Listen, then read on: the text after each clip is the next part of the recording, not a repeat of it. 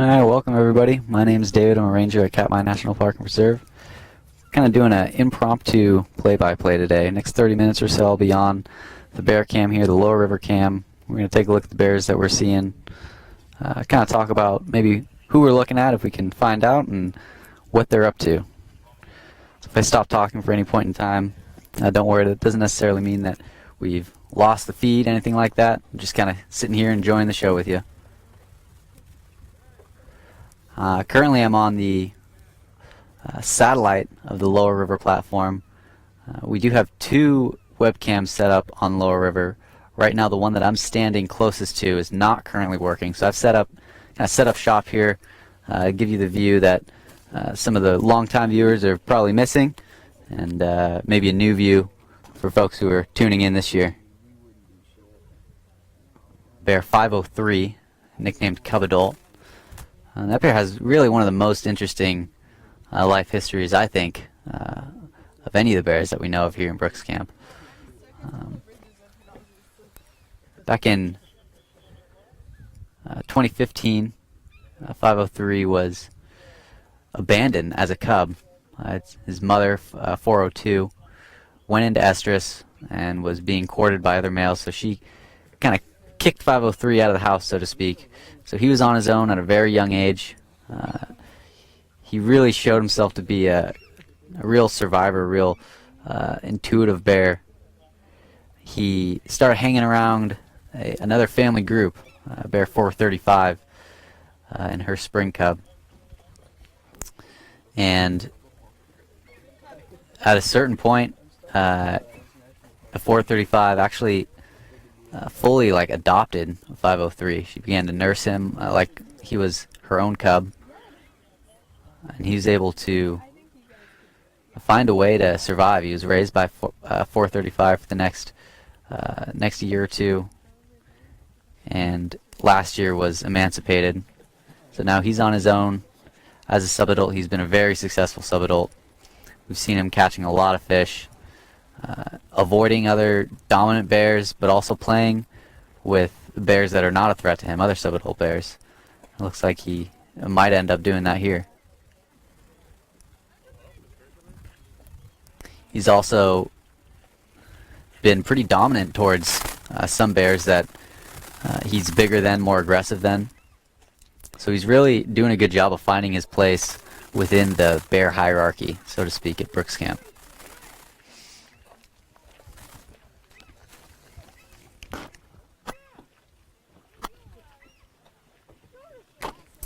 Probably noticed those kayakers that paddled by these bears. Brooks Camp is really the only developed area in Katmai National Park. Katmai is 4 million acres. It's a huge place. Most of it's designated wilderness. Brooks Camp is one of the very few areas that's not designated wilderness. We do have some developments here. The Brooks Lodge. We have Park Service housing, Park Service facilities, and so what we see because of that is we see a lot of people on the cams. We see a lot of bears on the cams. It's important to remember that the telephoto lens of all the cameras here that you're viewing, they really tend to distort distances. So I'd guess from my vantage point that those people were well beyond 50 yards of these bears. Though looking through the viewfinder of the camera, it certainly didn't look like that.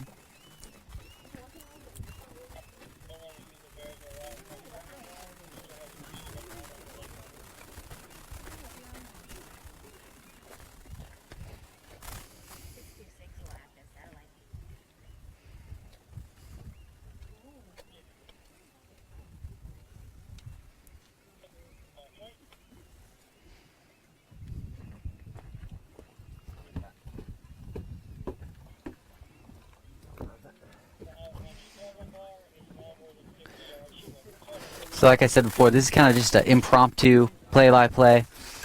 We try to do play-by-plays a few times a week. Now that we have all of our equipment up and running, which we were having some trouble with earlier this month, you can expect to see me and other rangers live on the cams a bit more often. We're going to be doing some more play-by-plays, more live chats. We'll again be doing that weekly Ask a Ranger series. Just a little short snippets, some quick facts about the ecosystem of Katmai, and for most of the rest of the time that we're here, we'll be talking about the bears we're seeing, talk about things that relate directly to them. And so if you have any questions as you're viewing here, feel free to enter them into the text underneath the video feed on explore.org. I'll do my best to answer as many questions as I can.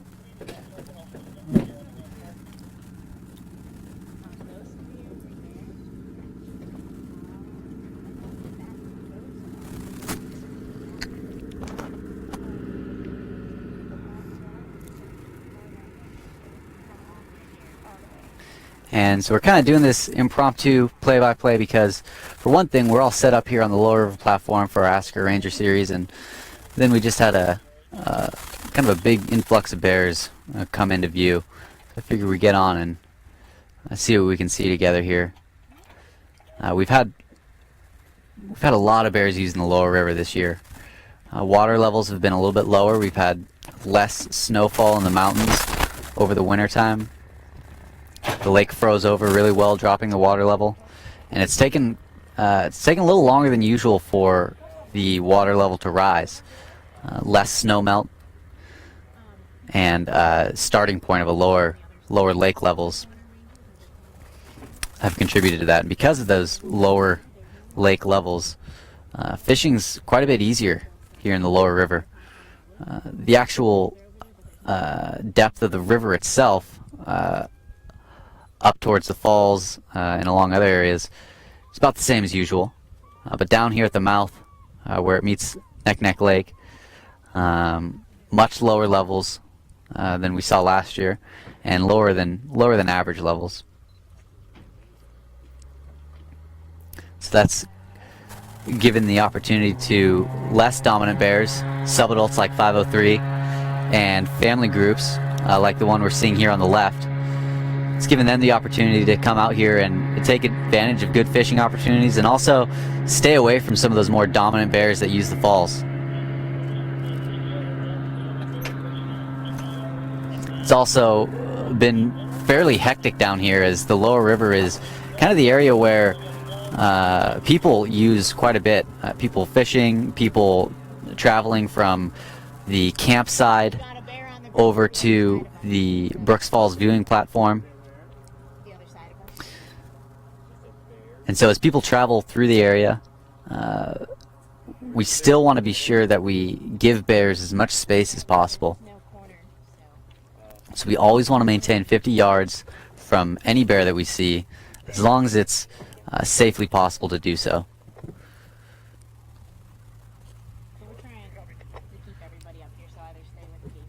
So we've seen a lot of playing cubs, a lot of playing subadults. We've also seen a lot of interactions, non-play interactions between family groups and other family groups and subadults. A lot of bears getting kind of pushed around, getting pushed into other groups of bears. It's been very exciting to watch, but also fairly challenging to manage people around these areas. Hundreds of people fly in every day to visit the falls, and they have to cross over the river to do so. So if there's a bear within 50 yards of the bridge, we'll keep the bridge closed as long as that bear is there. We will not move a bear out of an area that it's chosen to be in, as long as it's in kind of its natural habitat. We want to allow it to move naturally and act naturally. This is a very important food resource for the bears. We don't want to push them out of that area.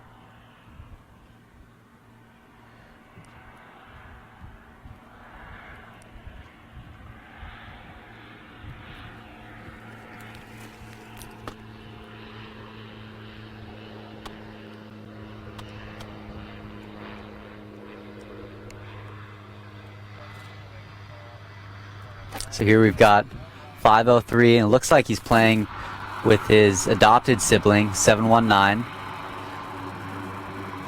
719 is the biological offspring of 435. So So 719 is 3.5 years old. 503 is 4.5 years old. There's a really significant size difference. For one thing, 503 is a male, 719 is a female. But 503 is just really a large subadult. He's been, like I said before, very successful catching fish. Very successful knowing his place, taking as much opportunity as he can in the good fishing areas, and also giving more dominant bears space, taking advantage of play opportunities with other bears, taking advantage of kind of hanging out with 719 and other subadults quite a bit over the last month.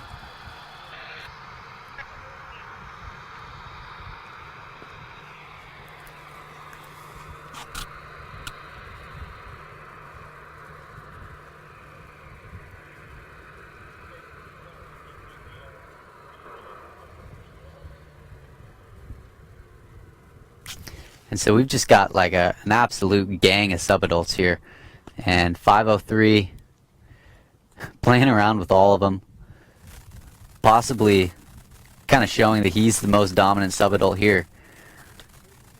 He's certainly the biggest one. And subadults are really difficult to identify.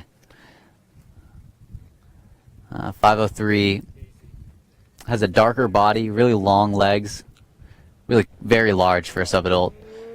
He's got a darker coat, and his body sheds out long before his head and neck does. So he kind of has almost a strange looking haircut. That's what it looks like. We've seen this subadult that he's playing with now quite a bit on the river. Not sure of the identity myself.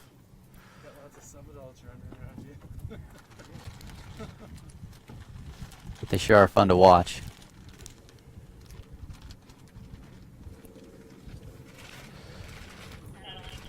So I've kind of had my hands full guiding the camera around here, but I'm going to try to answer some questions. Again, if you're watching, feel free to enter in any questions you have. I'll see what I can do as far as answering them. I might not have all the answers, especially with all these subadults running around. IDing them is not super likely.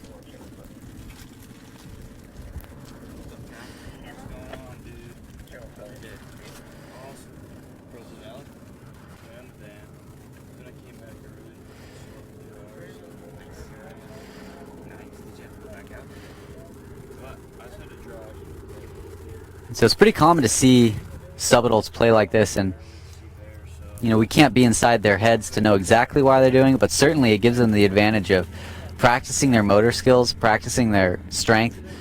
They're play fighting, so they're essentially practicing for a situation where they might have to fight off another bear.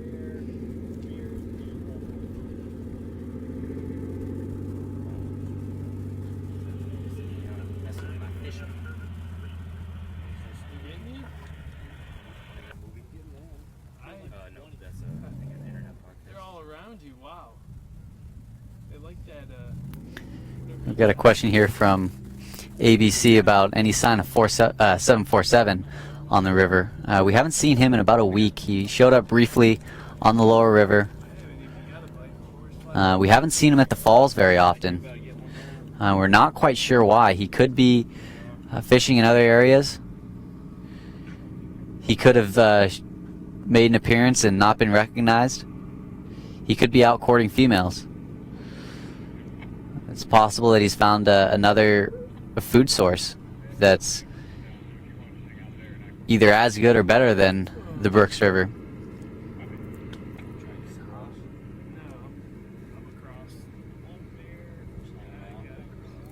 We get a really good look, a really intimate look at these wild animals' lives, but there's a lot that also happens off camera. There's a lot more time that we're not able to see. Kind of leaves a little bit of a mystery for us.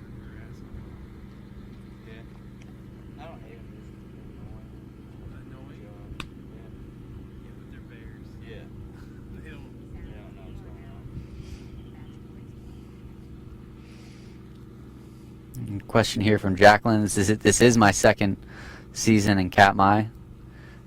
Looks like it's your second season enjoying the cams as well. So, welcome back for another year.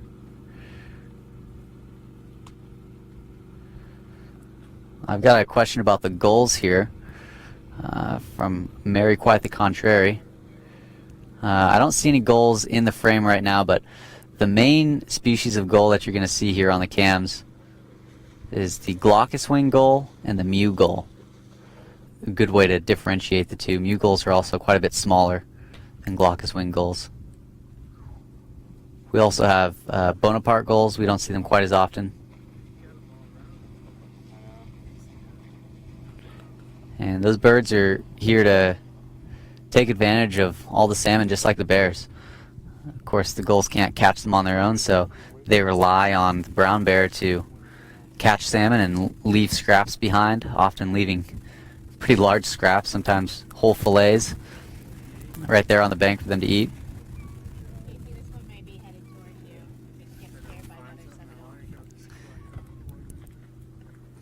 So we've got some more bears coming up a little closer that we can get a view of.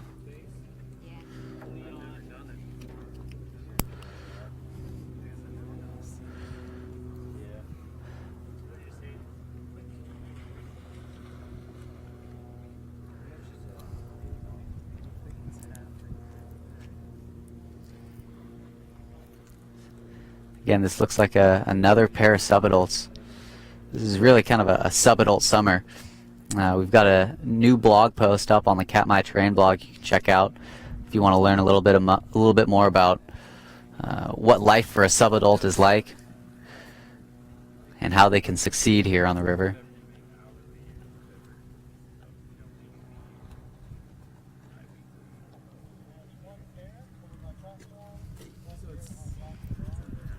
And we'll see if that bear comes back in view. In the meantime, we'll check out this lighter subadult. There's been a lot of questions about 273's emancipated cub, otherwise known as Velcro.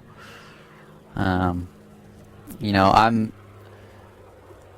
I'm probably not going to be able to ever identify him for sure. This bear that we're looking at here in front of us is just now out of view, but you know, I certainly won't be sure of any ID for 273's offspring. But the bear we were just looking at, you know, I'd love to hear what folks have to say. Sure looked like him to me, but again, subadult, super hard to identify, and I'm never going to give you a positive 100% sure answer on that bear in particular. But I would love to hear what you guys have to say.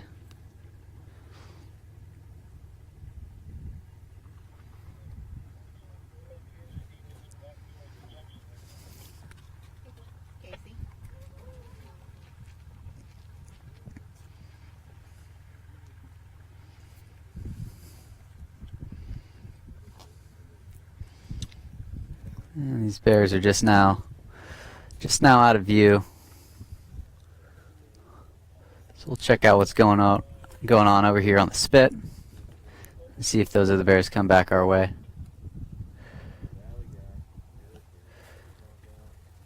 So again, that's 503 hanging out with another unknown subadult.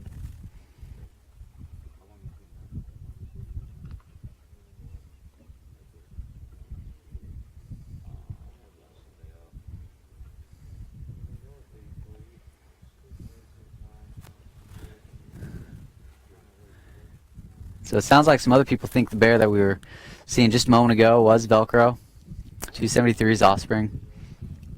Again, it looked quite a bit like him to me. I don't have the most experience with that bear. I've only seen him for one season, so folks that have been watching for longer than that, I would probably trust their judgment more than my own, but certainly looked like him to me.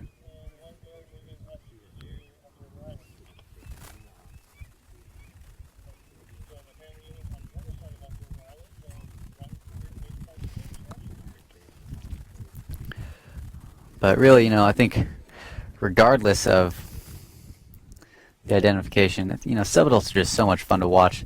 To me, they're like the lightweight wrestlers or lightweight boxers. They're so energetic, so fast-paced. They're also pretty unpredictable. You see them running around a lot. We've had them run around camp quite a bit, and it's been bit of a challenge for Resources Division that it's their job to keep bears from coming into camp where we have established kind of a human zone. We've got the lodge and the ranger station. We've kind of established that as a safe place for people to be. We want to try to encourage bears to not use that area and to only use all the areas around it. So that's the river, the lake, the forest, pretty much everywhere except for about maybe 200 square yards or so of developed area. And subadults, you know, they're trying to figure out how they can be successful on the river, and part of that is avoiding other more dominant bears. One of the ways for them to do that is to hang out in camp where there's lots of people, where other more dominant bears don't want to hang out.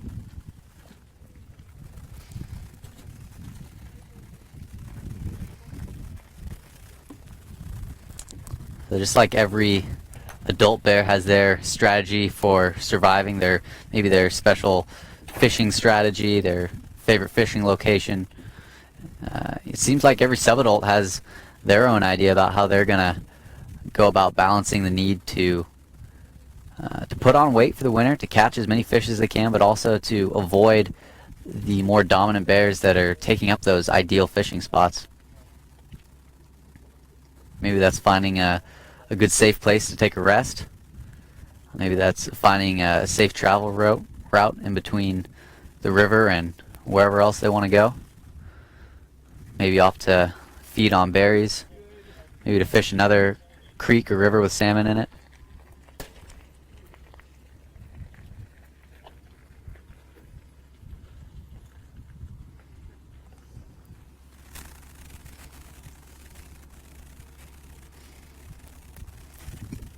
And as we're watching these bears hang out and play by the boats here and the vehicles, there's a question by Jill Brew.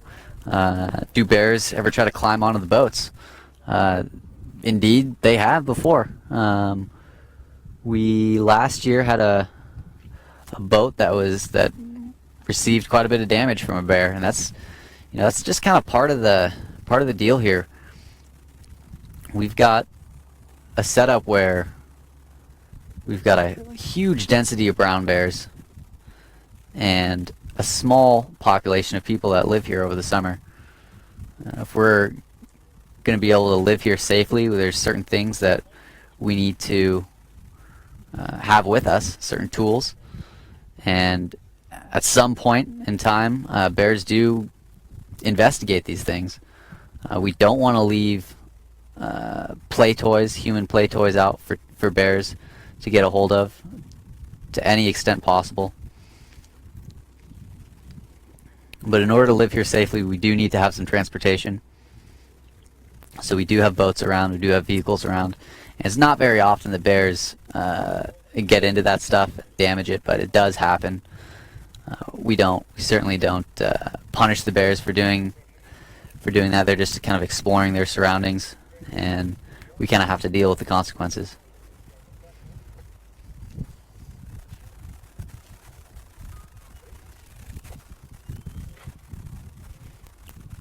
But 99% of the time, we see bears doing just this. A lot more concerned with their survival, whether that's fishing or hanging out with a buddy system, playing with each other, practicing for one of those really dangerous events where they have to fight off another bear or establish their dominance with another bear, maybe later on in life.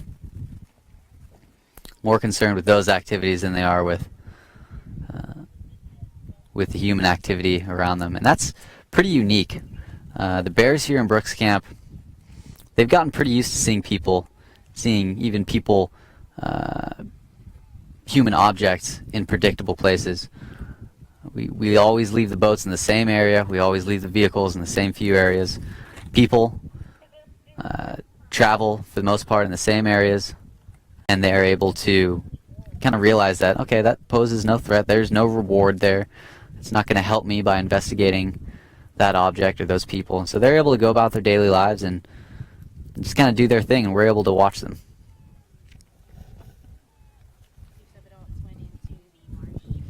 So we're not sure where 503 and that other subadult went. Somewhere into the bushes there.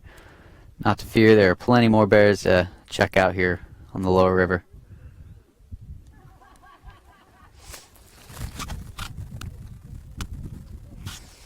So now, I spoke about this bear a little bit earlier. We've got 435, nicknamed Holly, and her two spring cubs.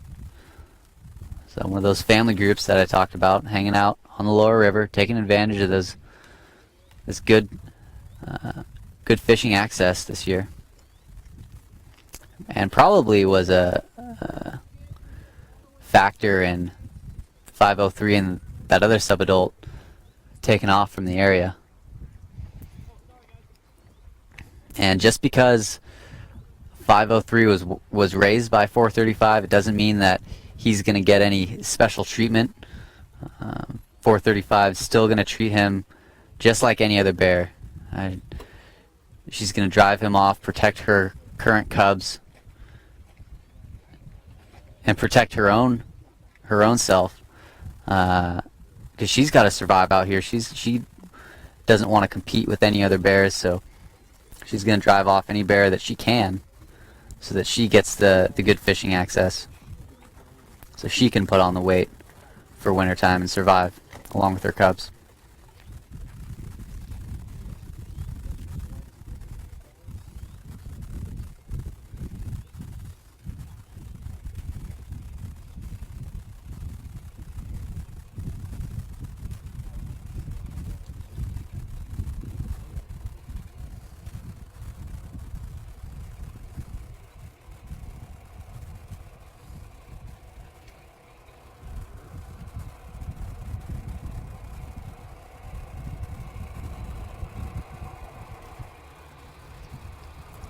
Question here from Rockette, asking if I've met Elaine, another bear cam viewer. I met her last night during our play-by-play, or rather right afterwards.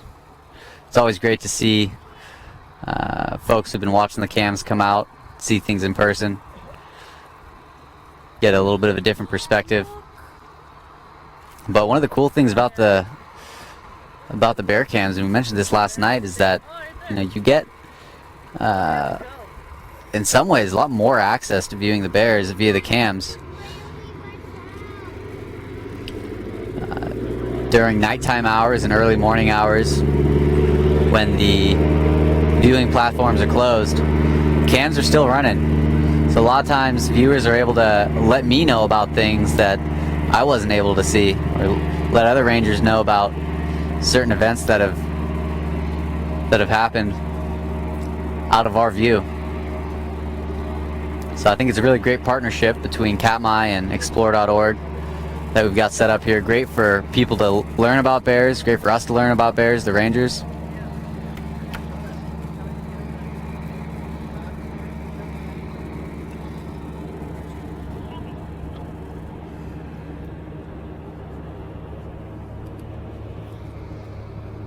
And coming into view now, we've got another family group. Looks like two yearlings.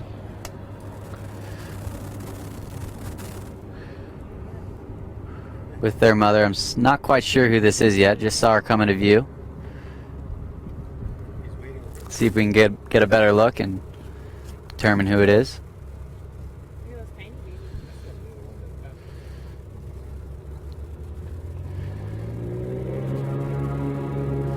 Those look some pretty small cubs, if they are yearlings. Either really large spring cubs or pretty small yearling cubs. A spring cub is a cub that's been born over the winter this year, so a spring cub, it would be their first summer out of the den. A yearling would be their second summer out of the den. I'm really not recognizing this bear. I'm interested to see if anyone else... Looks like we're getting a pretty good view now. Interested to see if anyone else has any ideas who this is. It's really fun to watch bears on the lower river, but it can often make it little bit more difficult to identify them. They're not showing the same behaviors that they might at the falls, not using their the fishing locations that we recognize, sometimes not acting the same way, same behaviors. Approaching that new family group is 435 with her 2 spring cubs. Usually spring cubs are a lot darker than yearlings. Sometimes they'll have a natal collar, a white ring around their neck. It's not necessarily always the case. Spring cubs do lighten up over the course of the first season. We can see this newer sow here popping out of we call Downriver Island.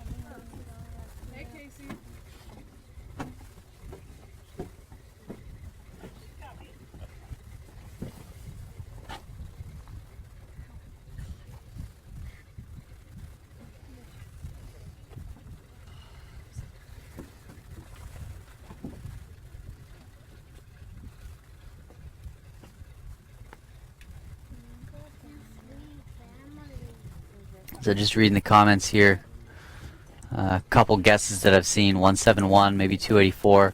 I'd probably buy a 171 before 284. I don't think this is bear 284. But both those bears are 2 that I really didn't get a whole lot of experience with last year. So I don't really feel like I have the expertise, the experience with them to make any definite claims. And that's another thing that's so cool about the bear cams is, we mentioned this last night too, that we kind of get to crowdsource on, we get to borrow the knowledge that's been stored with the audience. We get to learn from each other. There's so much to learn about these bears. So someone like me, coming in fairly new to the bear experience here, again, this is just my second year here on the bear cams. I've got a lot to learn about what bears we're seeing as well.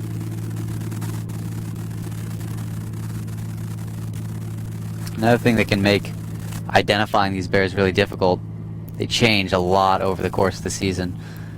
For one thing, they get tremendously larger. They can put on hundreds of pounds over the course of just a few months.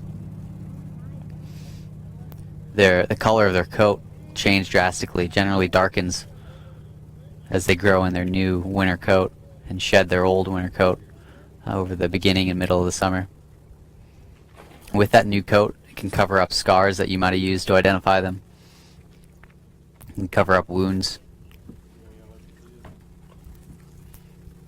And as their coat changes, you'll see different shed patterns, and those can change from year to year. They don't always shed the same ways. They do sometimes, but certainly it's not a definite thing to be able to look for.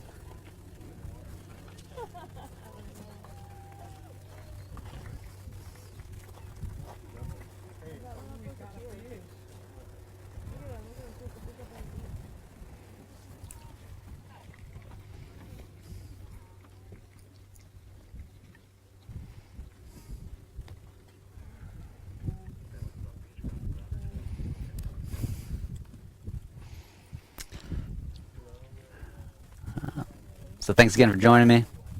We'll talk to you again soon.